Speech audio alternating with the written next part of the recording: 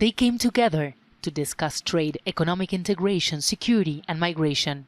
U.S. President Joe Biden and Prime Minister Justin Trudeau of Canada attended the North American Leaders Summit in Mexico City, where their host, President Andrés Manuel López Obrador, stressed the importance of finding humane solutions to cope with the thousands of people trying to reach the United States.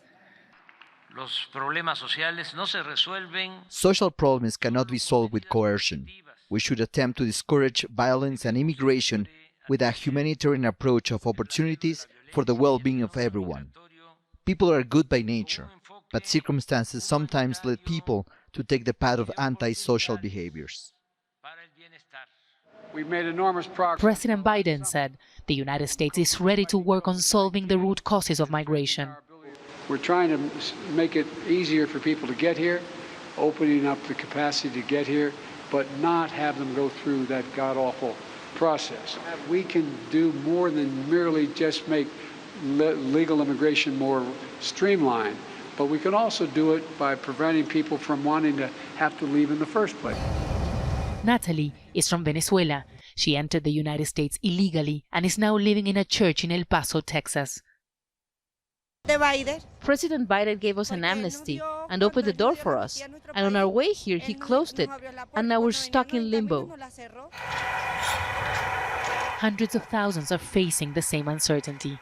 There was lots of expectations and new announcements were going to be made that would have an impact on the lives of the hundreds of thousands of migrants on both sides of the border. Immigration advocates say that North American countries should do much more to solve the ongoing crisis. The three leaders also work to repair their differences over trade. Trudeau and López Obrador have expressed concerns about Joe Biden's efforts to increase domestic manufacturing with his Buy American program.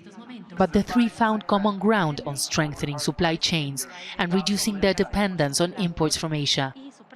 Today we discussed how we can build reliable value chains on this continent for everything from critical minerals to electric vehicles to semiconductors.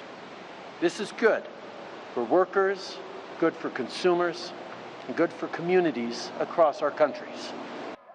Together, they represent the largest trading bloc in the world, accounting for roughly 1/3 of the global GDP.